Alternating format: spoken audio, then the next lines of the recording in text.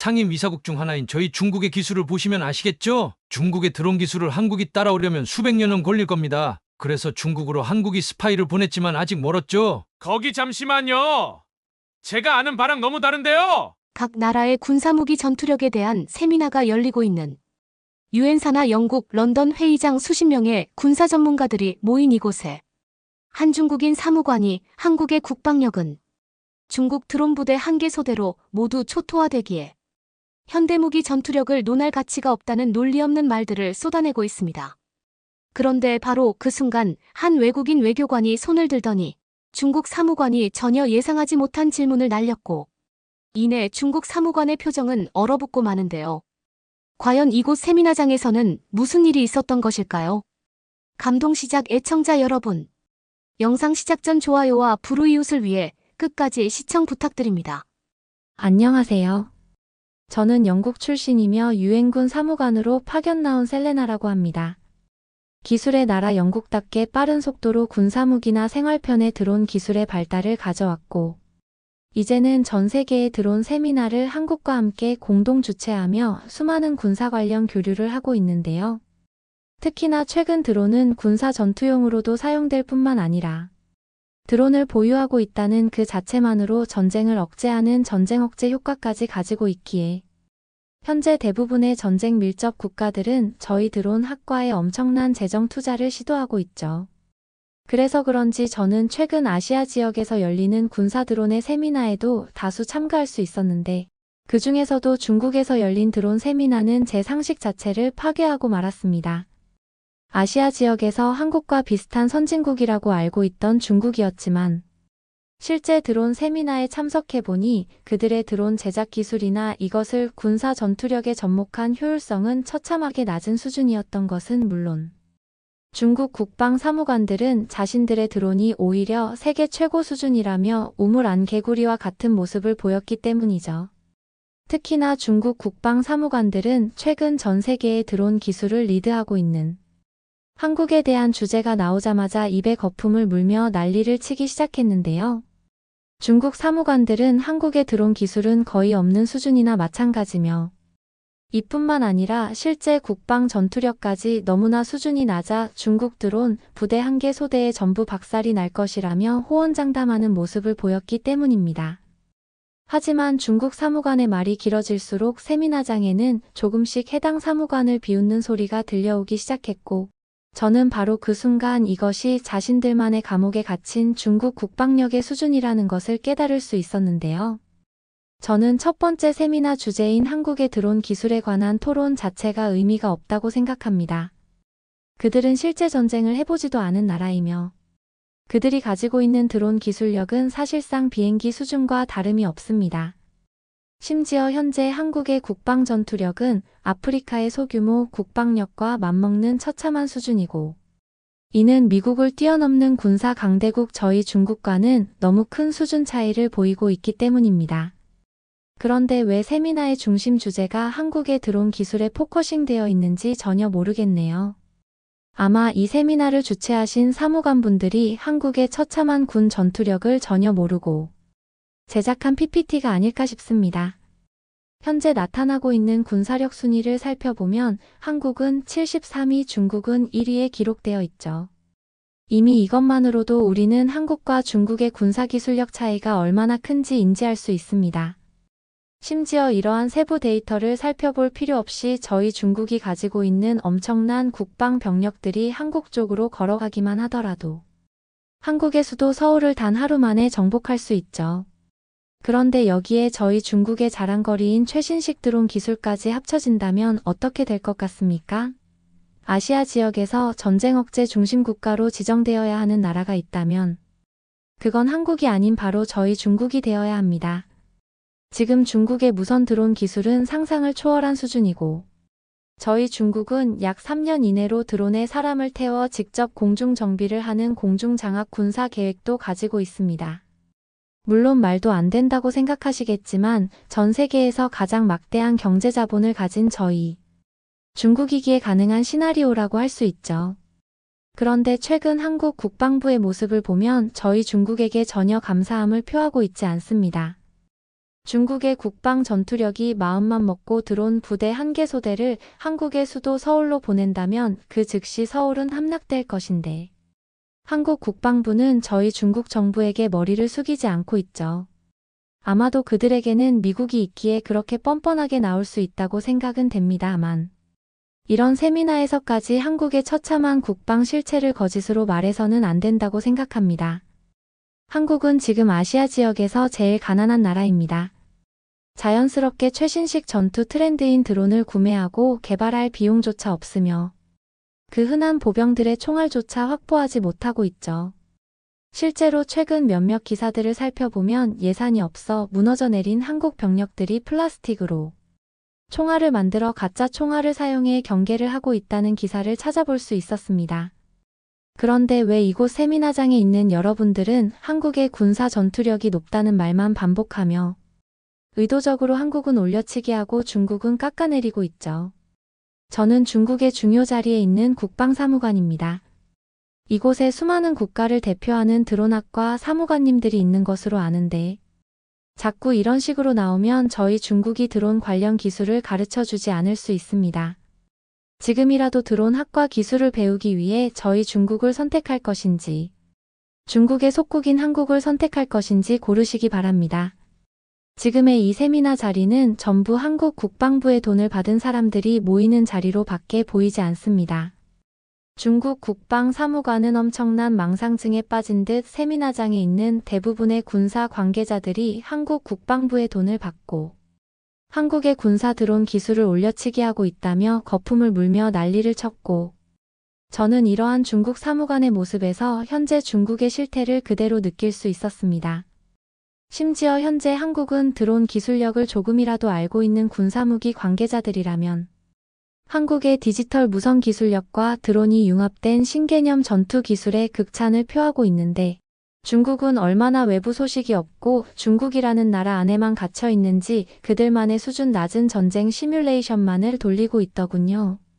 세미나에 있던 저와 같은 군사 무기 관계자 외교관들이나 사무관님들은 웅성거리며 저 중국 사무관은 대체 누가 데려왔냐며 코웃음을 쳤고 과열된 분위기를 식혀야겠다는 생각에 잠시 세미나 중단을 요청하려고 했습니다. 그런데 바로 그때 세미나 한쪽 구석에서 우렁찬 목소리가 들려왔는데요. 자세히 살펴보니 그는 미국에서 넘어온 군사무기 관계자인 것 같았고 으뜸자리에서 일어나더니 중국 사무관을 향해 한국의 성장이 그렇게 두려우세요? 제발 중국 국방부의 세뇌에서 빠져나와 정신을 차리고 현실을 보세요. 지금 드론 무기를 최고로 발달시킨 나라는 한국일 뿐더러 그들의 기존 전투력 또한 미국과 동일한 수준입니다. 중국은 이런 국방 전투력 상위 라인에 있지도 않아요. 이것이 처참한 중국의 현실이라고요. 라며 묵직한 팩트를 날렸는데요. 미국인 외교관의 순간적인 일갈 때문인지 바로 직전까지도 강단 앞에서 한국은 중국의 속국이라 중국과 전쟁 자체를 할 수 없다며 난리를 치던 중국 사무관은 한마디도 못한 채 그 자리에서 얼어붙어 넋이 나가고 말았고 그 모습은 꽤 볼만했습니다. 중국 사무관은 전혀 예상하지 못한 상황이었던 것인지 그 미국인 외교관을 향해 자네 한국에서 태어난 한국인인가? 라는 말만을 반복하며 완전히 패닉에 빠진 모습을 보이더군요. 그리고 이어진 미국인 외교관의 팩트 폭격은 세미나 단상 위에 중국 사무관은 물론 세미나장에 있던 다른 중국 외교관들까지 단체로 묵념시키고 말았습니다. 오늘의 세미나는 군사무기인 드론 그 중에서도 드론 기술을 제일 발달시킨 한국에 대한 주제로 진행되는 세미나입니다. 즉 지금의 세미나 자리는 대부분의 군사 무기 관계자와 사무관들이 한국의 드론 기술력을 배우기 위해 참석했다고 할 수 있죠. 근데 중국 사무관 당신은 대체 뭐죠? 아니 중국 사무관뿐만 아니라 최근의 모든 세미나를 살펴보면 중국인들의 행동 자체가 큰 문제라는 생각이 듭니다. 당신들은 한국에 대해 무조건 의도적인 말을 해야 하는 병이라도 걸린 것일까요? 왜 그렇게 한국은 관심도 없는데? 먼저 나서서 한국은 중국하고 전쟁을 해봐야 하루 만에 무너진다. 한국의 드론 기술력은 중국의 전투기에 그냥 박살난다라며 전쟁학 관점에서 말도 안 되는 논리의 주장을 하고 있는지 모르겠습니다. 당신들이 아무리 그렇게 날뛰어봐야 한국은 이미 그들의 드론 기술력을 극도로 성장화시켜 일반적인 농업시설이나 공장시설에까지 상용화하고 있고, 그들의 실제 군사 무기 드론 기술력은 철저히 숨기고 있는 게 현실이에요. 즉 지금 외부에 밝혀진 한국의 전투 드론 기술은 국방부가 의도적으로 흘린 것이지, 그들의 진짜 드론 기술력은 아직 밝혀지지도 않았다는 사실입니다. 그리고 이러한 한국 국방부의 태도는 그 어떤 누구라도 한국과 전쟁을 한다면 쉽게 이길 수 있다는 자신감이 있기 때문이죠. 그런데 왜 중국 관계자들과 사무관들은 한국을 의도적으로 깎아내리면서 중국의 처참한 현실은 숨기려고 하죠? 당신들은 한국의 군사력 성장이 그렇게나 두렵습니까? 왜 굳이 중국의 군사 전투력을 말하는데 한국을 비교 대상으로 두는지 이상하네요. 그리고 지금 중국에서는 공식적으로 밝혀진 드론 부대가 전혀 없다고 알고 있습니다. 당신들은 지금 그 흔한 전차부대나 보병부대마저 없는 가난한 시절을 보내고 있지 않나요? 탱크가 있기는 하겠지만 그것들은 모두 겉으로 보기에만 멀쩡할 뿐 탱크를 움직일 수 있는 연료와 전기 제어 수단마저 없어 한국과 전쟁 자체를 못하지 않나요? 하지만 한국은 중국과 전혀 상황이 다릅니다. 그들은 이미 23년도에만 한국의 대표 기술력을 탑재시킨 군사 탱크들을 다양한 유럽권의 나라들에 선제적으로 판매를 했고, 이는 말 그대로 유럽 전체 지역의 국방 억제력을 한국의 군사 기술력이 담당하고 있다는 것을 보여주는 장면이 되었죠. 하지만 중국은 현재 그 어떤 나라에도 군사 무기를 수출하지 않고 있습니다. 최근까지는 남미의 작은 나라들과 불법적인 군사 무기 교류를 했다는 사실이 밝혀지기는 했지만, 이미 그마저도 당신들은 노후화되어 있는 가짜 탱크를 보내 유엔의 경고를 받지 않았나요? 심지어 중국 사무관들이 그렇게나 자랑스럽게 말한 드론 부대는 혹시 모형 드론을 가지고 말하고 있는 것 아닌가요? 현재 중국에서는 공식적인 드론 부대가 전혀 없으며, 단지 23년 말 중국 보병부대의 대규모 훈련에서 드론처럼 보이는 모형 비행기들이 상공에 떠 있는 것이 드론으로 추정되는 물체 전부였습니다. 즉 당신들은 지금 드론 부대는커녕 군사무기 드론을 구매할 비용조차 없어 플라스틱으로 만든 드론으로 대외적인 모습을 꾸며내고 있다는 말이죠. 자, 그렇다면 이러한 상황에서 한국과 중국이 전쟁을 하게 된다면 누가 이기게 될까요? 드론 부대도 없는 중국일까요? 아니면 중국의 모형 드론이 한국에 도착하기도 전에 미사일로 선제 타격을 해버리는 한국일까요? 지금 한국의 미사일 시스템이 전혀 없다고 주장하려던 건 아니겠죠. 최근 한국은 한국의 군사 성장력에 두려움을 느낀 미국의 승인을 받아 비공식적인 미사일 시스템들을 활성화해 가동시키고 있고, 이미 약 6개월 동안 수십 발의 미사일을 개발해 보관 중이라고 알려졌습니다. 이미 한국은 미사일을 생산하고 저장할 수 있는 기술력은 5년 전부터 가지고 있었지만, 미국과의 대외적인 관계를 생각해 대두적으로 모습을 보이지 않았을 뿐이며, 이미 그 5년의 시간 동안 중국의 미사일 기술력은 물론 미국의 미사일 기술력마저 가뿐히 넘어버리고 말았죠. 상황이 이렇다 보니 이제는 한국과 중국의 군사 전투력을 비교하는 것 자체가 무의미한 상황에 이르렀습니다. 최근에는 많은 중국 국방 관련 관계자들이 억지로 한국은 중국과 전쟁을 하면 하루 만에 초토화가 될 것이라며 주장을 하고 있지만, 이것은 역설적으로 중국이 한국과의 전쟁을 얼마나 두려워하고 초조해하고 있는지 보여주는 모습이라고 할 수 있죠. 한국의 군사력을 깎아내리기 전에 제발 정신을 차리고 중국의 처참한 밥도 못 먹는 군사부대 현실을 파악하시기 바랍니다. 그게 지금 중국의 진짜 현실이니까 말이죠. 미국인 외교관은 중국의 국방력은 사실상 전투 병력만 많아 보일 뿐 현대전에서 아무런 쓸모가 없는 공백 전투력이라며 중국 사무관의 무식을 비판했고, 그 예로 병력은 적지만 미국 그 이상의 전투력을 보여주고 있는 최선진국 한국을 대표적 예로 들었는데요. 세미나장에 있던 다른 사무관들과 외교관들 또한 미국인 외교관의 의견에 동의하는 것인지, 외교관의 역관광 발언이 끝나기 무섭게 작은 박수를 치며 호응을 보냈고, 단상 위에 있던 중국 사무관은 완전히 넋이 나가는 표정을 보이고 말았습니다. 실제로 24년 겨울 중국에서는 자신들의 최신식 드론 부대를 보여주겠다며 대대적인 선전 광고를 했지만, 알고 봤더니 그것들은 모두 전자식 드론이 아닌 플라스틱 모형으로 밝혀졌던 사건이 있었기에 중국의 처참한 국방 전투력은 이미 더는 말할 가치가 없을 정도로 무너져 내려 신뢰를 잃은 상태였죠. 또 현재 한국의 군사 무기들은 자랑스러운 한국의 전통적인 이름인 흑표 브랜드를 가지고 유럽 전역에 수출되고 있었기에 세미나실에 있던 그 누구도 중국 사무관의 말에 동의하지 않는 모습을 보였습니다.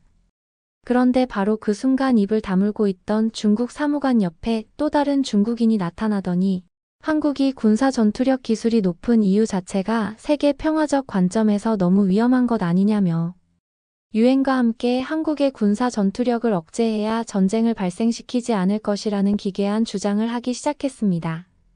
또 다른 중국인 사무관은 한국이 전 세계에 전쟁 위험을 유발하고 있다며 그들의 높은 기술력이 오히려 세계적으로는 독이 된다고 했고 오히려 기술력이 조금 부족한 중국이 선한 영향력의 나라에 들어간다는 미친 소리를 쏟아냈죠. 한국의 군사 전투력이 높다고 했는데 이건 엄청난 문제이지 않나요? 지금 전 세계적으로 국가 전쟁이 큰 문제가 되고 있고 여러 문제를 발생시키고 있습니다.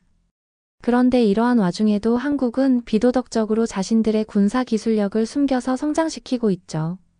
저는 이러한 한국의 모습 자체가 아무리 중국의 속국이라고는 하지만 용인되어서는 안 되는 후진국 그 자체의 모습이라고 생각합니다. 단순히 한국에 들어온 기술력이 높다고 칭찬해야 되는 일은 아니라는 말이죠. 그런데 지금 여기 세미나장에 있는 군사 관계자분들의 태도는 어떤가요? 그저 한국의 군사 무기 전투력이 뛰어나니 한국의 기술력이나 무기들을 사기 위해 지금 혈안이 되어 있습니다. 상식적으로 생각해봐도 한국보다 훨씬 부유하고 역사 깊은 전통을 가지고 있는 선진국, 중국이 한국보다 낮은 군사무기 기술력을 가질 수 있다고 생각하십니까? 그건 당연히 전 세계의 전쟁 평화를 위해 일부러 중국이 자신들의 군사력을 희생하며 이러한 분위기 자체를 만들지 않기 위해 노력한 결과물이에요. 당장 내일이라도 중국 정부의 명령이 떨어지면 저희는 한국에 들어온 기술력을 추월하는 위협적인 드론들을 수백만 대 생산할 수 있습니다.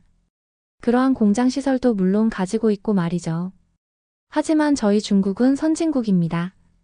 그렇기에 전쟁을 방지하기 위해서는 저희가 의도적으로 무기 기술력을 낮춰 다른 나라들의 평준화 시간이 필요하다고 생각했고, 이는 매우 효과적으로 작용해 아시아 지역에서는 전쟁 발생률이 0%에 수렴하고 있죠. 만약 진짜 선진국의 기준이 있다면 한국이 아닌 중국이 아닐까요? 한국처럼 비논리적으로 기술을 개발하고 억압적인 전쟁 분위기를 형성하는 것은 자칫 더욱 큰 전쟁 파장을 불러올 가능성이 있습니다. 그렇다면 여기 세미나에 참석하신 군 관계자분들도 시선을 돌려서 한국이 아닌 저희 중국에 초점을 맞추고 저희 중국 국방부에 많은 투자를 해야 된다는 말이죠. 그리고 실제로 저희 중국은 마음만 먹으면 드론 기술력 없이 바로 내일 한국의 수도 서울을 정복할 수 있습니다. 지리적으로 위치도 가까울 뿐더러 한국이 가지고 있지 않은 초음속 전투기를 보내면 공중전으로도 금방 제압이 가능하니까 말이죠.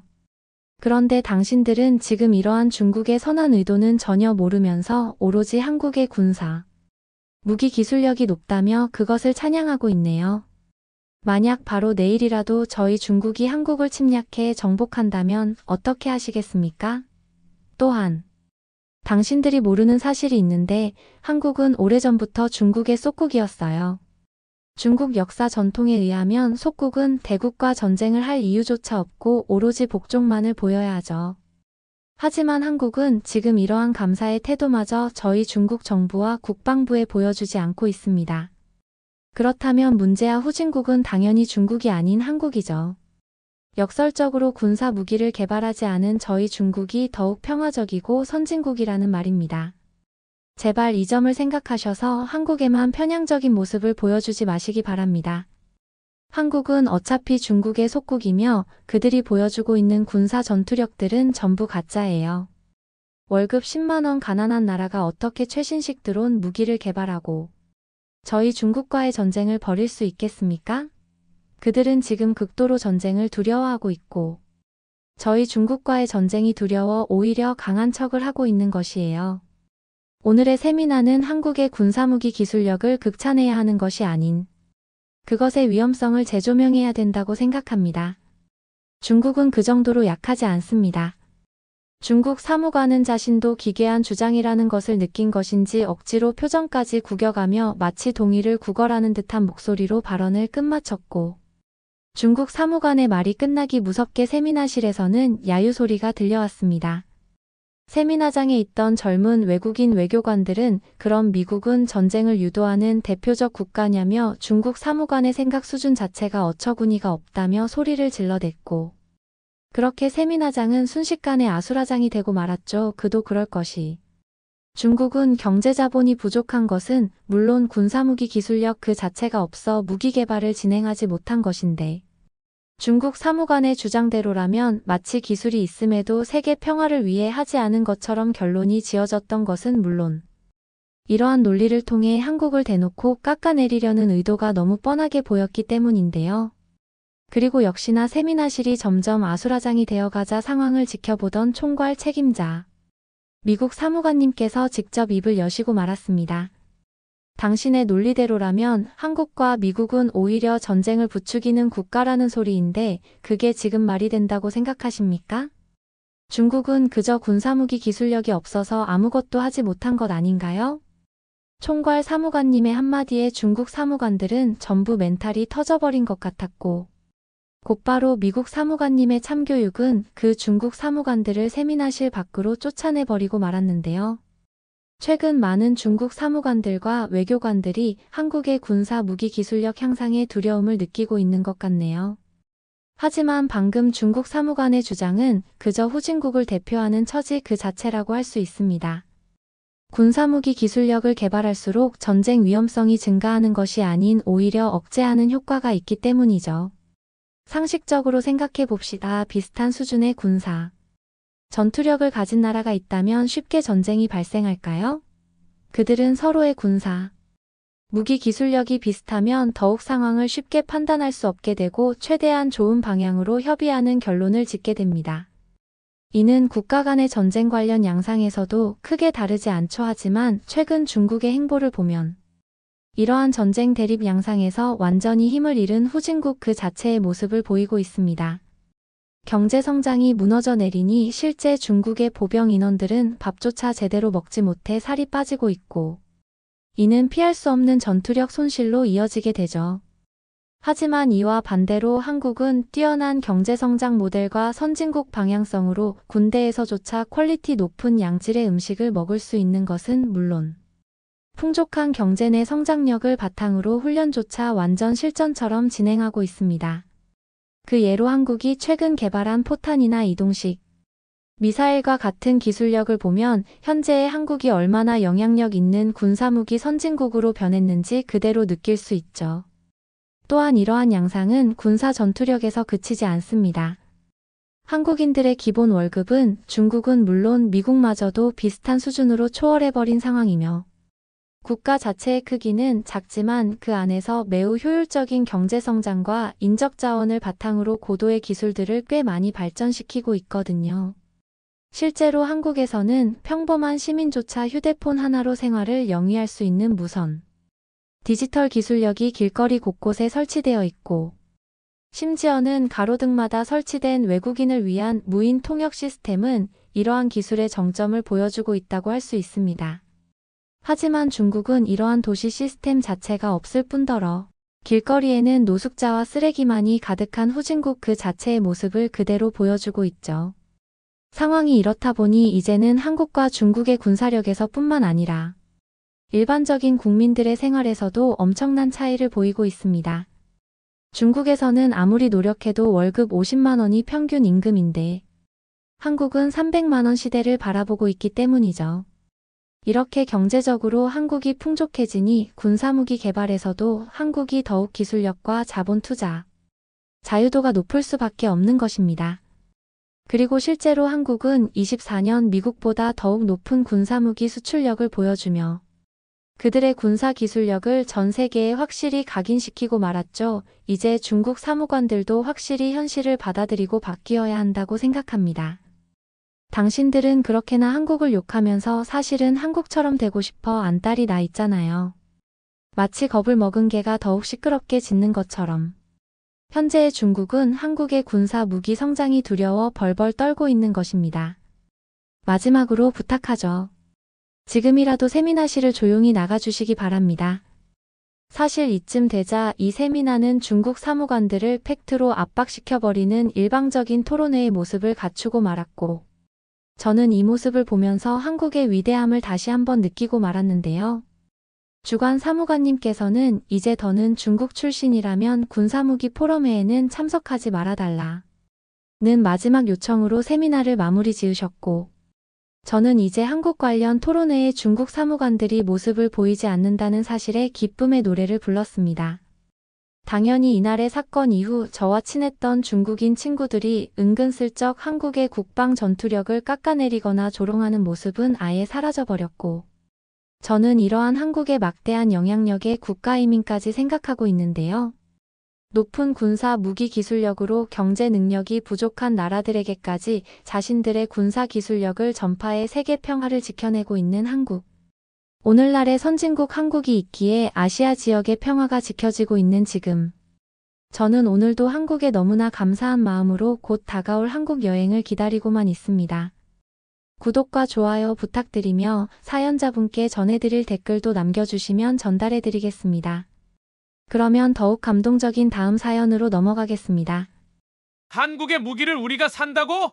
미국, 독일 무기를 사와야지. 무슨 동방에 있는 한국이야. 차라리 일본 무기를 사는 게 낫지? TV에서 나오는 뉴스를 본 이스라엘 군인 장교들끼리 대화를 나누고 있습니다. 한국에 대해서는 굉장히 부정적인 태도를 가지고 있습니다. 자네가 결국 한국과 군사교류 프로그램 선발 인원에 선정되었어. 오늘은 이스라엘과 한국의 군 교류에 대해 부정적인 의견을 가지고 있는 이스라엘 군인에 대한 사연입니다. 어떤 사연이었을까요? 안녕하세요. 저는 이스라엘 공군 대위 몬타나라고 합니다. 저는 항상 지구상 어디에 있든 하늘은 하나라고 믿었습니다. 제가 한국으로 떠나던 날은 전형적인 이스라엘의 회색 날씨였습니다. 피부에 달라붙어 뼛속까지 스며드는 그런 날씨였어요. 이른 시간 정비사 특수부대원 그리고 이번 교류를 이끌 파일럿으로 선발된 저를 포함한 여러 대원이 공군기지에 모였습니다. 저는 익숙한 차가운 금속을 손으로 만지며 항공기를 점검했습니다. 낡았지만 믿을 수 있는 기계인 제 전투기는 세계를 횡단할 준비가 되어 있었습니다. 저는 오랜 비행으로 닳고 다른 가죽 가방을 조종석에 던져놓고 그 뒤에 올라탔어요. 엔진이 시동을 걸자 제 마음속의 의구심도 사라졌습니다. 저편에는 무엇이 우리를 기다리고 있을까? 우리의 기술이 구식이 될 정도로 발전한 나라에 가는 걸까? 다른 전투기를 굳이 사와야 하는가? 아니면 아무런 가치도 없는 형식적인 외교에 불과한 것은 아닐까? 그리고 며칠 후 저희는 예루살렘 여객기를 타고 인천공항으로 향했습니다. 비행은 길었고 아래 세계는 유럽의 녹색과 갈색에서 아시아의 거대한 도시와 광활한 바다로 바뀌는 풍경이었습니다. 앞으로의 몇 주를 생각하며 생각할 시간을 가졌습니다. 우리는 조국과 공군을 대표하는 사람들이었습니다. 그 책임의 무게는 끊임없는 압박이었고 정신을 바짝 차리고 관찰하고 배워야 한다고 생각했습니다. 인천공항에 착륙하는 순간은 터미널의 매끈한 라인과 첨단 기술의 소란스러움은 바르샤바의 역사적인 매력과는 너무나도 거리가 멀었습니다. 깔끔한 제복과 유창한 영어 실력으로 의사소통의 간극을 메워주는 한국인 직원들이 저희를 맞이했습니다. 수많은 중국인 관광객들과 일본인 관광객들로 인한 혼란은 자칫 저희의 계획에 차질을 발생시킬 수 있었지만 수많은 인파에도 흔들리지 않고 차분하고 효율적으로 저희를 안내했어요. 인파에 휩쓸려 이동하는 동안에도 매끄러운 운영 방식에 감탄하지 않을 수 없었습니다. 디지털 출입국 키오스크에 도착했을 때 저는 깜짝 놀랐습니다. 수북히 쌓여있던 서류 앞에 줄을 서서 기다리던 여행객들은 보이지 않았고 가벼운 터치에도 반응하는 화면이 종이 양식 하나 작성하는 것보다 더 빠르게 데이터를 처리하고 있었습니다. 스캐너에 손을 갖다 대자마자 간단한 신호음과 함께 입국이 완료되었습니다. 역시 디지털 강국인가 싶었습니다. 그래도 이스라엘에서 삼성 핸드폰은 많이 쓰니까요. 그래도 저의 아직 부정적인 시각은 해소되지 않았습니다. 하지만 제 눈을 진정으로 뜨게 한 것은 여행 가방 분실 사건이었습니다. 하루에도 수천 명의 승객이 드나드는 공항에서 또 하나의 분실물인 여행 가방이 분실물 처리 과정에서 사라지기 쉬웠을 것입니다. 하지만 그 가방은 단 한 점의 분실물도 없이 우리에게 돌아왔습니다. 그것은 제가 몰랐던 신뢰 낯선 사람의 선함에 대한 믿음 구식이지만 가슴 뭉클한 믿음을 말해주었어요. 한국에서의 첫 일정을 앞두고 호텔 방 창가에 서서 김이 모락모락 피어오르는 커피 한 잔을 손에 들고 인천 시내가 떠오르는 모습을 바라보았습니다. 깔끔하고 정리정돈이 잘 된 인천의 모습에 빠져들었어요. 아침 식사는 제 모든 감각을 자극했습니다. 식욕을 돋우는 동시에 매콤하고 톡 쏘는 맛이 입맛을 깨우는 김치와 섬세하고 풍미가 좋은 김밥을 같이 먹었습니다. 처음 먹은 음식이었지만 맛있었어요. 아침 식사 후에는 한국 공군 관계자들을 만나기로 예정되어 있었습니다. 기지로 가는 길은 순조로웠고 한국의 인프라가 얼마나 잘 갖춰져 있는지 알 수 있는 도로였습니다. 기지는 그 자체로 인상적이었고 한국 공군의 능력을 보여줬습니다. 경납고는 아침 햇살을 받아 반짝였고 활주로에 늘어선 항공기들은 최신 항공우주 기술이 집약되어 있었습니다. 한국 장교들은 프로페셔널한 모습을 보여주었어요. 그들은 군대의 격식과 오랜 전후의 따뜻함이 어우러진 모습으로 저희를 맞이했습니다. 우리는 전술 토론과 실제 시범이 혼합된 그날의 일정에 대한 브리핑을 받았습니다. 그들의 영어 실력은 완벽하지는 않았지만 노력과 유창함은 칭찬할 만했고 시간을 내어 한국어를 조금이라도 배웠으면 좋았을 것 같다는 아쉬움이 남았습니다. 보람의 전투기 시범은 경외감과 부러움이 교차하는 경험이었습니다. 한국 조종사들이 기체를 조종하는 정밀함은 정말 놀랐어요. 하늘에서 춤을 추는 전투기들을 보면서 한국 전투기 조종사들의 기량과 국방력에 대한 투자를 실감할 수 있었답니다. 이것도 정말 물건이었습니다. 우리가 만약 이것도 사용을 할 수 있으면 어떨까 생각했습니다. 한국의 전투기 기술이 이렇게 발달했다니 전 놀랐습니다. 우리 이스라엘과 든든한 우방국이 되어야 하고 우리가 유럽 전선에서 우뚝 서려면 꼭 이런 최신 전투기도 필요하다고 봤습니다. 아직은 아니지만 곧 우리나라에서도 수출한다는 발표가 나오길 기대하겠습니다. 점심은 공동 식사로 진행되었고 훈련과 임무에 대한 이야기 그리고 하늘을 사랑하는 공통의 마음을 나누었어요. 오후에는 전략과 기술 세션이 이어졌습니다. 우리는 공상과학 소설에서나 나올 법한 첨단 네트워크인 통합 방어 시스템을 소개받았습니다. 그러나 그것은 거의 전지전능한 시선으로 위협을 모니터링하고 평화를 수호하는 작전의 핵심이었습니다. 그날 저녁 저는 앞으로 다가올 날들을 생각하며 마음이 들뜬 채 잠들었습니다. 저는 이 교류의 진정한 목적을 이해하기 시작했어요. 누가 더 잘하고 더 발전했는지가 중요한 것이 아니라 서로에게서 배우고 서로가 발전하는 게 더 중요하다는 걸 깨달았습니다. 그리고 셋째, 날 저는 기대감으로 잠에서 깨어났습니다. 오늘은 대한민국 공군의 중추인 정비사와 엔지니어, 즉 조종사들에게 모든 영광을 안겨주는 숨은 영웅들을 직접 만나러 가는 날이었기 때문입니다. 정비 경납고에 다다랐을 때 그 거대한 규모를 실감하기 시작했습니다. 고향에서 익숙했던 경납고는 이 거대한 구조물 앞에선 왜소해 보였습니다. 내부에는 여러 대의 항공기가 줄지어 서 있었고 각 항공기를 정비하는 기술자 팀은 정교한 동작을 선보였습니다. 형기라는 이름의 수석 정비사가 굳은 악수와 자랑스러운 미소로 저희를 맞이했습니다. 그의 팀은 젊은 직원과 숙련된 직원으로 구성되어 있었는데 모두 충격을 주는 수준의 집중력과 헌신을 보여주었습니다.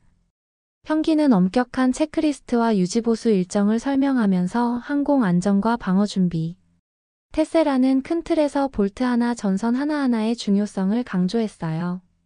작업하는 모습을 지켜보면서 모든 작업이 신중하게 이루어지고 모든 도구가 갖추고 있었으며 모든 기술자가 자신의 역할을 명확하게 알고 있다는 점이 인상적이었어요. 한국 문화의 꼼꼼한 성격이 정비사들의 정밀함에도 그대로 반영되어 있다는 생각이 들기 시작했습니다. 형기 씨는 엔진 전면 점검이 한창인 항공기로 우리를 안내했습니다. 그는 그 과정을 자세히 설명해 주었고 기술 용어는 익숙했지만 그들이 사용하는 기술은 제가 본 것 이상의 것이었습니다. 그들은 마모가 문제가 되기 전에 예측할 수 있는 진단 시스템을 사용했는데 이스라엘에서는 아직 초기 단계에 불과한 개념이었습니다.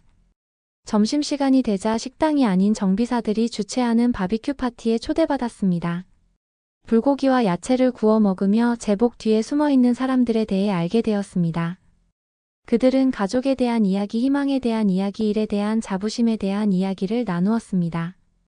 서로 다른 세계의 경계를 뛰어넘는 동지애가 느껴졌습니다. 오후에는 R&D 부서를 둘러보았습니다. 그들이 진행하고 있는 프로젝트는 단순한 진화가 아니라 혁명적인 것이었습니다. 새로운 추진 시스템부터 첨단 항공전자 공학에 이르기까지 혁신에 대한 추진력을 느낄 수 있었습니다.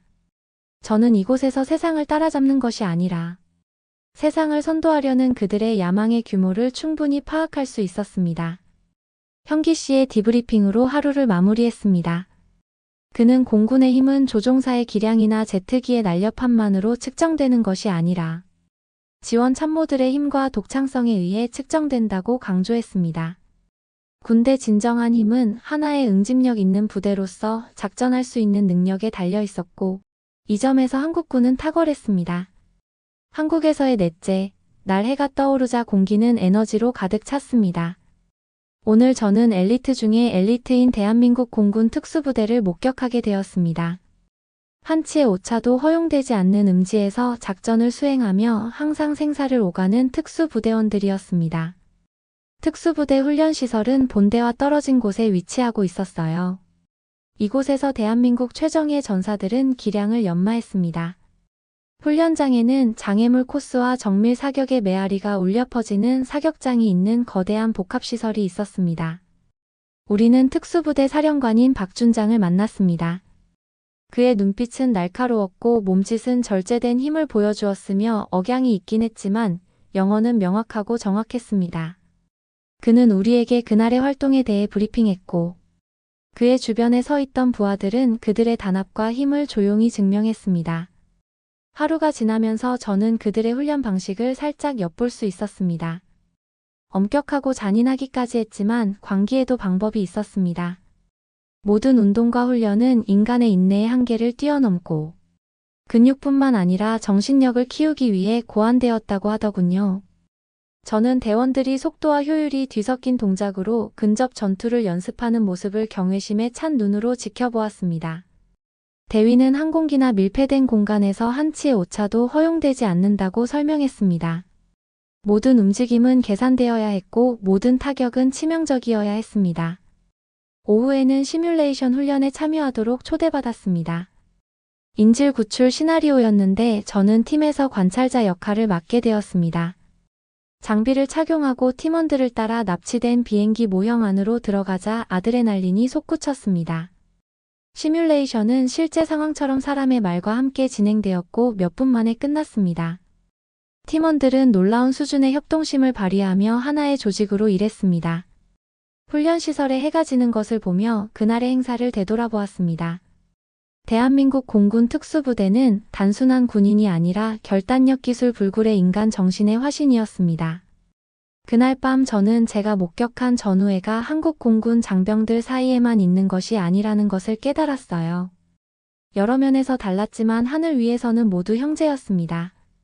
한국에서의 5번째 날은 새로운 열망으로 시작되었습니다. 대한민국 공군의 미래 조종사를 양성하는 비행학교가 저희 목적지였습니다. 비행학교에 들어서자 이스라엘에서 훈련받던 시절의 기억이 떠올라 향수와 전우회가 교차했습니다. 아카데미에서 저는 인석이라는 교관을 만났습니다. 인석 교관의 항공에 대한 열정은 푸른 하늘만큼이나 맑았습니다. 하늘은 제자들의 도전과 승리에 대한 이야기를 들려주었고 그 이야기 속에서 하늘을 향한 저희 여정을 떠올렸습니다. 인석은 저를 세션에 초대했고 저는 젊은 생도들을 관찰하면서 그들의 눈에서 몇 년 전 제 눈에서 타오르던 것과 같은 불꽃을 보았습니다. 저는 젊은 생도들을 관찰하면서 그들의 눈에서 몇 년 전 제 눈에서 타오르던 것과 같은 불꽃을 보았습니다. 생도들의 질문은 호기심이 넘쳤고 시뮬레이션은 치열했으며 헌신적인 자세는 틀림없었습니다. 그들은 단순히 비행을 배우는 것이 아니라 국가의 신뢰를 날개로 옮기는 법을 배우고 있었습니다. 오후에는 인석 교관님이 훈련 비행의 부조종사를 맡아달라는 제안으로 저를 놀라게 했습니다.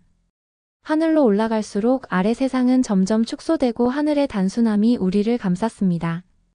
통역이 필요 없는 공유 언어인 기체와 우리 둘뿐이었습니다. 한국에서의 6번째 날은 예상치 못했지만 깊은 관점의 전환을 가져왔습니다. 정비사, 항공교통관제사, 군수팀 등 이분들이 없다면 공군이 제 기능을 발휘할 수 없는 지원 직원들을 위한 날이었기 때문입니다. 저는 정비 승무원들과 함께 오전 시간을 보내며 그들의 세심한 작업을 관찰했습니다.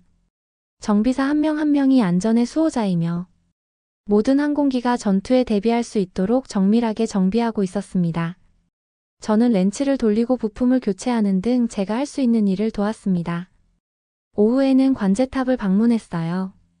관제사들은 활주로에서 이착륙을 지휘하는 활주로를 통제하고 있었습니다. 관제사들은 저를 반갑게 맞아주었고 관제사들의 목소리에 귀를 기울이다 보니 관제사 역할의 중요성을 실감할 수 있었습니다. 한국에서의 군사 교류를 한 지 일주일이 되었고 저는 지상 높은 곳에서 땅과 바다가 뒤엉켜 펼쳐진 풍경을 내려다보고 있는 제 자신을 발견했습니다. 이번 여행에서는 드물게 혼자 조종석에 앉아 한반도의 가장자리를 지나는 항로를 조종하고 있었습니다. 아래로는 비무장지대 DMZ가 상처처럼 펼쳐져 있어 분단된 땅에 여전히 존재하는 긴장을 가슴 아프게 느끼게 해주었습니다. 조종실의 고요함은 지난날의 북적거림과는 극명한 대조를 이루었습니다. 그동안 만났던 사람들과 그들이 나눴던 이야기 그리고 제가 배운 교훈에 대해 생각할 시간을 가졌습니다. 열정적인 교관 준성님이 생각났습니다. 정비사들의 헌신, 항공 관제사의 정확성, 물류팀의 헌신도 생각했습니다. 한국에서의 여정 8번째 날에는 공군의 숨은 영웅들을 기리는 행사가 열렸습니다. 모든 임무의 성공을 위해 보이지 않는 곳에서 묵묵히 일하는 이들의 노고를 인정하는 날이었습니다. 기지에서 열린 기념식에서 정비 승무원, 관제탑 운영자, 군수 코디네이터 등 많은 사람들이 표창을 받았습니다. 한 명씩 호명되어 표창을 받았습니다. 평소 스포트라이트를 받지 못했던 이들이 마땅히 받아야 할 인정을 받는 모습을 보니 감회가 새로웠습니다. 노련한 한국 장군의 기조연설은 제게 깊은 울림을 주었습니다. 그는 비행이라는 행위뿐만 아니라 그 행위를 가능하게 한 수 많은 준비, 계획 지원의 시간 속에서 발견되는 용기에 대해 이야기했습니다. 용기는 다양한 형태로 나타난다는 것을 가슴 아프게 상기시켜 주었습니다. 기념식이 끝나고 기지의 정비시설을 둘러보았습니다. 이곳에서 기술자들을 만나 그들의 경험과 도전을 공유했습니다. 그들의 업무에 대한 자부심과 헌신은 모든 군사 작전의 근간을 이루는 것이 분명했습니다. 점심은 수상자들이 주최한 삼겹살 파티로 모두가 한자리에 모이는 축제의 장이 되었습니다. 분위기는 활기차고 이야기와 웃음으로 가득했습니다. 계급과 역할의 경계를 허무는 전우애가 느껴지는 순간이었습니다. 오후에는 물류팀에서 진행하는 워크숍에 참여했습니다. 그들은 공군 작전 유지에 필요한 복잡한 조율을 시연했습니다. 모든 조종사가 필요할 때 필요한 것을 빠짐없이 확보할 수 있도록 하는 그들의 정확성과 성견지명이 인상적이었습니다. 하루가 끝나갈 무렵 저는 공군의 힘으로 결집된 수많은 개인의 노력을 되돌아보게 되었습니다. 군대의 진정한 힘은 눈에 보이는 영웅들뿐만 아니라 보이지 않는 영웅들에게도 있다는 것을 깨달았습니다. 그날 밤 저는 고국에 있는 정비사들과 직원들에게 편지를 써서 그들의 노고에 대해 새롭게 느낀 감사를 표현했습니다. 비행에 성공할 때마다 그들의 보이지 않는 영웅심에 대한 경의를 표한다는 것을 이해하게 되었습니다. 한국에서의 군사교류 마지막 날인 9일차 저는 다시 한번 하늘을 날았습니다. 하지만 이번 비행은 달랐습니다. 광활한 우주를 배경으로 지구의 곡률이 드러나기 시작하는 대기권. 가장자리에서 사색의 시간을 가질 수 있는 고독한 임무였습니다. 상승하면서 지난 3주간 제가 경험한 일들이 한꺼번에 떠오르더군요. 첫날의 회의감이 새로운 만남과 함께 식사를 나누고 이스라엘 유산과 한국 문화 사이에 놓인 이해의 순간마다 어떻게 녹아내렸는지 생각했습니다. 2만 피트 상공에서 내려다본 아래 세상은 엄청나게 커 보이기도 하고 무한히 작아 보이기도 했습니다. 하늘 위에서는 국경이 보이지 않았고 지상에서 중요해 보였던 갈등은 우리 모두가 집이라고 부르는 지구의 웅장함 속에서 사라졌습니다. 기름 묻은 손에 환한 미소를 머금은 정비사 긴박한 상황에서도 침착함을 잃지 않는 조종사 흔들림 없는 집중력을 발휘하는 관제탑 운영자. 복잡한 수요와 공급에 춤을 추는 물류 담당관 등 제가 만났던 사람들을 떠올렸습니다. 한 사람 한 사람이 공군이라는 집단을 구성하는 중요한 실타래이며 국가를 방어하는 임무의 필수적인 존재였습니다. 고공의 평화와 고독은 저에게 미래에 대해 생각할 수 있는 공간을 제공했습니다. 한국에서의 시간이 저를 변화시켰다는 것을 깨달았어요. 새로운 전술과 전략뿐만 아니라 우정을 쌓고 낯설었던 문화에 대한 깊은 존경심을 가지고 이스라엘로 돌아가고 있었습니다. 하강을 준비하면서 저는 한국의 깊은 감사함을 느꼈습니다. 다른 나라 군대의 심장부를 엿볼 수 있는 드문 기회를 얻었고 두 팔 벌려 환영받았으며 제가 가르친 것보다 더 많은 것을 배웠습니다. 활주로에 착륙하면서 저는 이것이 제 여정의 끝이 아니라 새로운 장의 시작이라는 것을 느꼈습니다. 한국에서 배운 교훈은 제 커리어뿐 아니라 인생에 대한 접근 방식에도 영향을 미칠 것 같았어요. 저는 하늘을 향해 마지막 경례를 하며 내렸고 그 하늘은 더 이상 이스라엘이나 한국이 아닌 그저 우리 모두의 하늘이었습니다. 그리고 더욱더 한국과 협력을 해서 우리도 유럽에서 가장 강한 나라로 우뚝 서고 싶다는 생각이 듭니다. 그러면 더욱 재미있는 다음 사연으로 넘어가겠습니다. 서울은 가장 재미있는 나라예요. 제발 서울에 한 번만 와보세요. 그렇게 재밌는 나라를 두고 왜 중국으로 유학을 왔어요? 저 공부를 너무 못해서 중국에 있는 대학밖에 갈 수가 없었어요. 중국에 있는 식당에서 중국 사람들도 아니고 네덜란드 남성과 한국 남성이 이야기를 하고 있는데요. 하고 있는 말이 다소 황당합니다. 무슨 일이 있었던 걸까요? 안녕하세요. 저는 이제 막 취업을 성공해서 발령만을 기다리고 있는 피오르입니다. 저는 네덜란드에서 살고 있고 20살이에요. 비행기가 네덜란드의 푸르른 녹지를 뒤로하고 구름 위로 솟아오르자 저의 심장은 설렘과 두려움이 뒤섞인 채 뛰었습니다. 취업이 확정된 저는 취업 전까지 시간이 있어서 여행을 떠나기로 마음먹었습니다. 고향인 암스테르담의 안락하고 친숙한 환경 외에는 아무것도 몰랐습니다. 모험심이 강한 친구 로버츠는 중국으로 교환학생을 다녀온 적이 있었는데 중국에 가보기를 권유했어요. 아주 재미있는 나라라고 하면서요. 저는 지구 반대편인 아시아로 떠나는 여행을 떠나기로 결심했습니다. 비행기가 베이징에 내리자 저는 창밖으로 펼쳐진 거대한 대도시를 바라보며 눈을 떼지 못했습니다. 비행기에서 내리자마자 저는 중국의 피오르시를 파도처럼 맞닥뜨렸습니다. 거대한 대도시를 바라보며 눈을 떼지 못했습니다. 저는 로버츠가 들려주었던 이야기 자금성과 만리장성 북적이는 시장. 그리고 네덜란드에서는 본 적 없는 엄청나게 많은 사람들 너무나 다른 문화에 대해 생각했습니다. 비행기에서 내리자마자 저는 중국의 피오르시를 파도처럼 맞닥뜨렸습니다. 공항에는 제가 알아들을 수 없는 언어를 구사하며 지나치는 사람들로 북새통을 이뤘습니다. 인파 사이를 헤치고 지나가던 전혀 어울리지 않는 곳에 있다는 느낌을 받았습니다. 심지어 목소리가 다들 너무 컸어요. 소리를 지르는 게 이 나라에서는 기본인 듯 했습니다. 저는 여기가 시장인지 공항인지 구분이 안 될 정도였어요. 심지어 일처리는 오직 중국 사람들에게만 빨랐습니다. 누가 봐도 수상해 보이는 중국 사람들은 통과시켜 주었지만 저는 오랜 시간 동안 수색을 받아야 했어요. 저는 비자까지 받으면서 올 나라인가 싶었습니다. 이 느낌은 호텔에 도착하자 더욱 깊어졌습니다. 얇은 플라스틱으로 만들어진 벽은 옆방에서 나는 모든 소리를 그대로 받아들였습니다. 정말 플라스틱으로 만든 것 같았어요. 똑똑 두드리기만 하면 이상한 소리가 났습니다. 옆방 사람이 장난스러운 사람이었으면 둘이 같이 듀엣곡을 부를 수 있을 정도였어요. 옆방의 알람 소리가 그대로 들렸습니다. 수돗물에서는 이상한 냄새가 나서 마시기조차 조심스러웠습니다.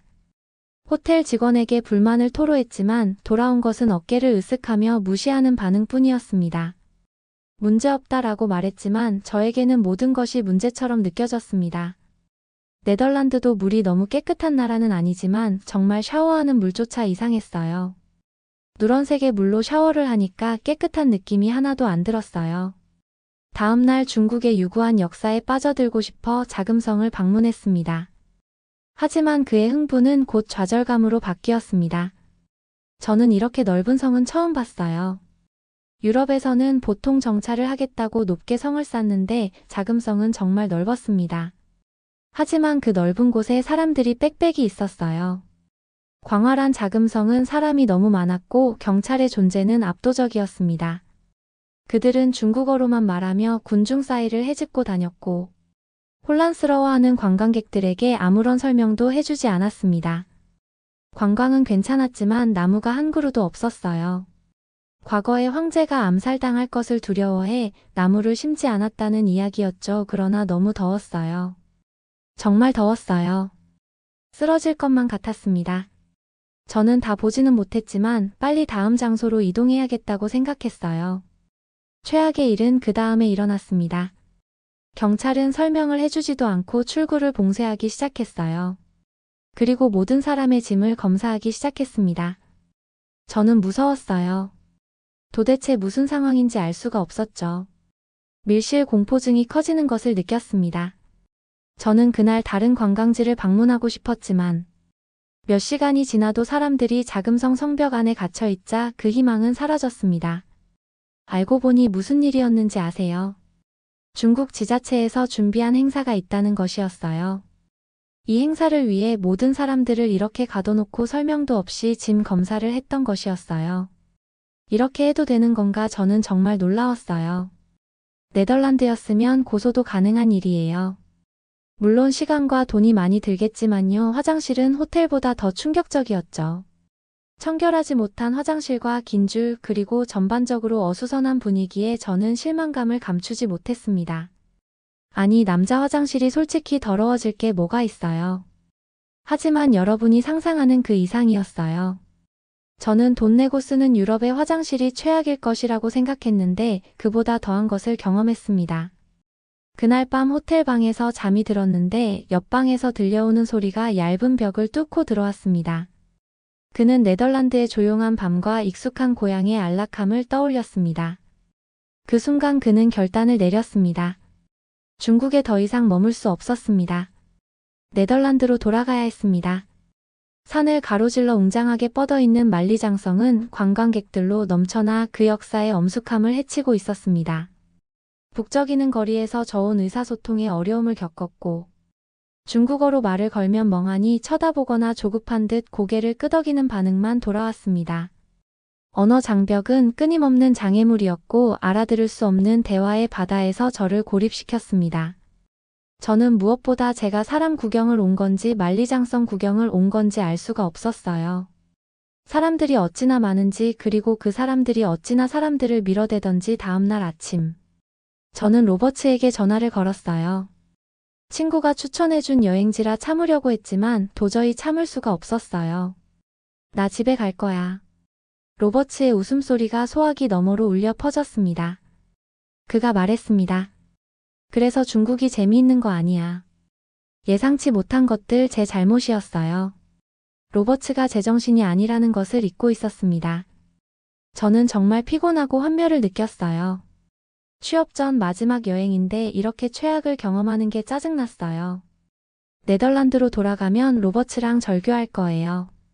제가 중국을 떠날 준비를 하던 중 식당에서 중국인처럼 보이는 사람이랑 밥을 먹을 기회가 있었어요.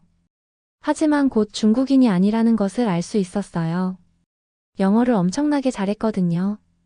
한국 유학생 준호와 우연히 마주쳤습니다. 준호는 저희 환멸에 대한 이야기를 공감하는 마음으로 귀 기울여 들었습니다. 그는 아시아에 다시 한번 기회를 달라고 말했어요. 세상에서 제일 재미있는 나라가 서울이라고요. 저는 의심했어요. 가장 재미있는 나라가 서울인데 왜 중국으로 유학까지 왔어요? 저 공부를 못해서 중국에 있는 대학밖에 갈 수가 없었어요.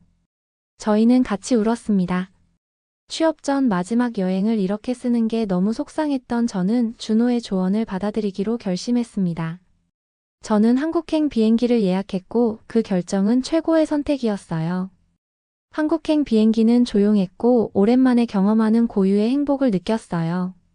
준호의 말을 떠올리며 과연 한국이 중국에서의 압도적인 경험과는 다른 경험을 제공할 수 있을지 궁금해했습니다.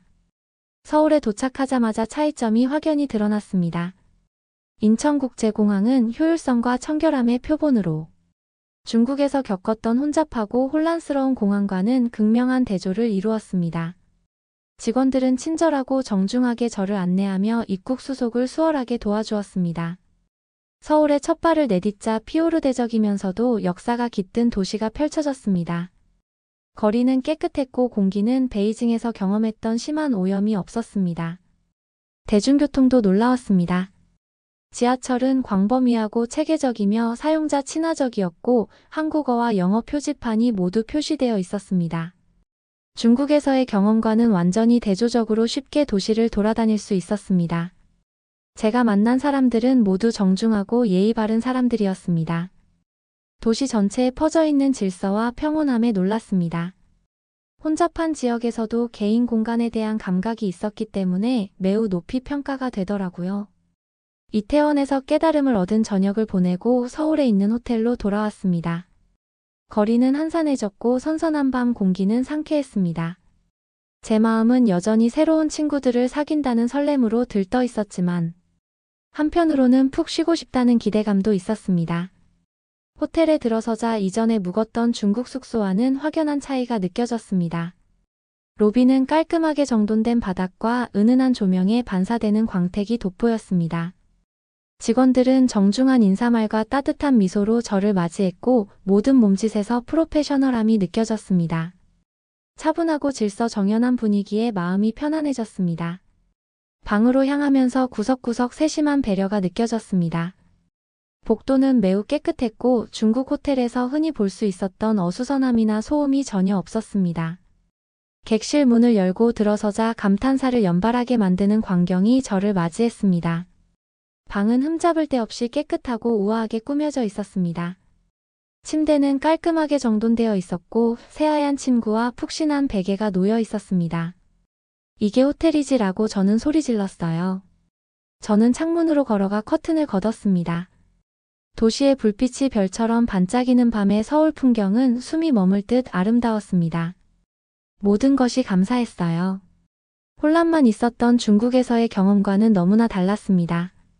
이 한국 호텔에서는 평화로움과 세심한 배려가 저에게 깊은 울림을 주었습니다. 로버츠를 용서하기로 했습니다. 어쨌든 덕분에 한국에 올 기회가 생겼으니까요. 침대에 기어 들어가자 부드러운 시트가 저를 감싸는 느낌이 들었습니다. 방은 에어컨의 부드러운 윙윙거리는 소리를 제외하고는 조용했습니다. 새로운 경험과 인연으로 가득했던 하루를 완벽하게 마무리할 수 있었습니다. 밝고 화창한 아침 저는 서울에서 가장 유명한 유적지 중 하나인 경복궁을 방문하기로 결심했어요. 자금성을 봤으니까 경복궁도 봐야지라는 생각을 했습니다. 정문인 광화문에 다다랐을 때 저는 그 장엄한 존재감에 압도당했습니다. 도로 사이에 홀로 멋지게 있는 경복궁의 모습이 보였어요. 파란 하늘을 배경으로 한 정교한 디자인과 선명한 색채가 숨이 멎을 듯 했습니다. 성문을 들어서자 마치 과거로 돌아간 듯한 기분이 들었습니다. 번잡한 도시는 사라지고 고요한 궁전의 경내로 바뀌었습니다. 궁전 부지는 광활했고 저마다 독특한 디자인과 용도로 지어진 건물들이 눈앞에 펼쳐져 있었습니다. 이전에 본 것과는 전혀 다른 건축물이었습니다. 섬세한 조각과 화려한 색채로 장식된 기와 지붕의 우아한 곡선은 고대 한국의 예술성에 대해 많은 것을 말해주고 있었습니다. 건물과 주변 자연과의 조화는 놀라웠고 마치 궁궐이 땅에서 유기적으로 자라난 것 같았습니다. 무엇보다 가장 좋았던 점은 쉴 곳이 있었어요. 어디에 가든지 간에 앉을 곳을 만들어 두었습니다. 앉을 수 있는 곳에는 나무를 두어서 그늘도 만들어 주었어요. 중국과는 다른 배려에 감동받았습니다. 정말 이러고 싶지 않은데 많은 것이 비교되는 곳이었어요. 저녁에는 저는 이태원에 갔어요. 이태원의 활기찬 거리를 걷다 보니 저절로 흥분되는 것을 느낄 수 있었습니다. 서울은 활기차고 국제적인 도시로서의 면모를 드러내고 있었습니다. 네온사인이 밤을 밝히고 레스토랑과 상점마다 세계 각국의 모습을 엿볼 수 있었습니다. 제가 알게 된 이태원은 문화의 용광로이자 외국인과 내국인이 자연스럽게 어우러지는 곳이었어요. 작고 아늑해 보이는 바 앞에 멈췄습니다. 웃음소리와 음악소리가 거리로 쏟아져 나왔습니다. 약간 모험심이 발동한 저는 안으로 들어가기로 결심했습니다. 반은 희미한 조명이 켜져 있었고 따뜻하고 매력적인 분위기였습니다. 각계각층의 사람들이 테이블에 둘러앉아 생동감 넘치는 대화를 나누고 있었습니다. 다양한 음식의 향기가 공기를 가득 채웠고 술잔을 부딪히는 소리가 활기찬 수다를 더했습니다. 저는 맥주를 한 모금 마시면서 다양한 사람들을 관찰했습니다. 얼마 지나지 않아 친근한 얼굴이 제 쪽으로 향했습니다. 이태원은 처음이세요? 한 남성이 따뜻한 미소를 지으며 물었습니다. 그는 자신을 서울 출신으로 영어를 유창하게 구사하는 형주라고 소개했습니다. 우리는 대화를 시작했고 저는 네덜란드에서 온 여정 중국에서 보낸 짧지만 압도적인 시간, 그리고 서울에 대한 새로운 감상에 대해 마음을 열었습니다. 형주도 말했어요. 많이 여행을 다녀봤지만 결국 서울을 가장 사랑하게 된다는 이야기였죠. 저는 공감했어요. 이 잠깐의 여행으로도 서울을 사랑하게 되었거든요. 정말 일자리만 있다면 서울에서 살고 싶을 정도였어요. 제 구글 검색창에는 한국 이민이라는 검색 흔적이 있었습니다. 형주는 자신의 여행 이야기를 들려주며 피오르 지인의 시각으로 바라본 한국과 숨겨진 보석 같은 명소들을 소개했습니다. 그리고 삼겹살을 꼭 먹으라고 했어요. 그래서 다음날 삼겹살을 먹으러 왔습니다. 네덜란드인인 저는 푸짐한 고기에 익숙하지 않았지만 형주가 삼겹살에 대해 열광적으로 이야기하는 모습에 호기심이 생겼습니다. 준호가 한국을 이야기해서 후회하지 않았으니까 형주의 말도 맞을 거라고 생각했어요. 활기찬 골목에 자리 잡은 인기 삼겹살 식당을 찾았습니다. 따뜻한 불빛과 고기를 구워내는 고소한 향이 입맛을 돋우었습니다. 식당에 들어서자 아늑한 분위기가 저를 감쌌습니다. 각 테이블의 그릴에서 지글지글거리는 소리와 식사하는 사람들의 활기찬 대화가 어우러져 소셜 다이닝의 교향곡을 만들어냈습니다. 저는 그릴 이 내장된 테이블에 앉았고 종업원은 전통적으로 삼겹살을 즐기는 방법에 대해 친절하게 설명해 주었습니다. 그리고 메인 요리인 두툼하고 육즙이 가득한 삼겹살을 그릴에 올려놓았습니다. 고기가 익으면서 지글지글 구워졌고 그 향이 군침이 돌게 했습니다. 종업원이 완벽하게 익을 수 있도록 고기를 뒤집어 주었습니다. 돼지고기가 다 익으면 종업원의 지시에 따라 상추, 잎에 한 조각을 싸서 매콤한 쌈장 소스와 마늘 한 조각을 넣었습니다. 한 입 베어 물었더니 감탄사가 절로 나왔습니다. 육즙이 풍부한 돼지고기가 입안에서 사르르 녹으며 아삭한 상추와 양념장의 매운맛 마늘의 알싸함이 완벽한 조화를 이루었습니다. 고소함과 매콤함 신선함이 조화를 이룬 맛의 교향곡이었습니다. 저에게 가장 인상 깊었던 것은 도시의 안정과 청결이었습니다. 밤에도 두려움 없이 거리를 걸을 수 있었고 경찰이 있어 더욱 안심할 수 있었습니다. 중국 경찰은 짐 검사를 당한 이후로 두려움의 대상이었는데 한국 경찰들은 저를 지켜준다는 느낌이 더 강했어요. 비교적 안전이 보장된 네덜란드에서 왔지만 일부 지역에서는 여전히 주의가 필요하거든요. 특히 외국인이라면 더요. 그래서 저는 처음에는 낯선 도시에서 밤에 혼자 돌아다니는 것이 조심스러웠습니다. 하지만 서울에서의 경험은 이런 걱정을 금세 불식시켰습니다. 자정을 훨씬 넘긴 시간에 편의점을 가려고 산책을 나갔어요. 맛있는 간식을 파는 노점상 여유롭게 산책하는 연인들, 즐겁게 웃는 친구들 등 거리는 여전히 활기차게 돌아가고 있었습니다. 분위기는 활기찼지만 근본적인 안정감이 느껴졌습니다. 정말 놀라웠던 것은 경찰의 가시적인 존재감과 접근성이었습니다. 경찰을 보면 긴장감이 느껴지곤 했던 다른 도시에서의 경험과는 달리 서울에서는 그 반대였습니다. 경찰관들은 위협적인 분위기가 아니라 진정으로 모든 사람의 안전을 보장하기 위해 그곳에 있다는 듯한 태도로 지역을 순찰했습니다. 중국과 비교가 너무나 되는 여행이었어요. 저는 서울을 떠날 때는 눈물이 찔끔 날 정도였습니다. 네덜란드의 지루함에 어떻게 사나 싶었어요. 서울처럼 발전한 도시에 언제 다시 올 수 있겠어요? 다음에 한국에 오게 되면 저는 부산에 꼭 가볼 거예요. 부산은 바다에 있는 도시인데 유럽의 해안 도시와는 차원이 다르다고 하더라고요. 제가 중국에서 시간을 보내지 않았더라면 이번에 부산도 갈 수 있었을 텐데 말이에요. 정말 아쉬움이 가득하지만 저는 꼭 서울에 다시 올 거니까요. 이런 즐거움을 경험하게 해준 한국 사람들께 감사 인사를 표합니다. 여러분은 어떻게 보셨나요? 응원과 격려의 한마디씩을 댓글로 남겨주시기 바랍니다. 사연자분들에게 전달해드리겠습니다. 실제 사연 제보를 받고 있습니다. 채택되신 분께는 작은 선물도 보내드리고 있습니다.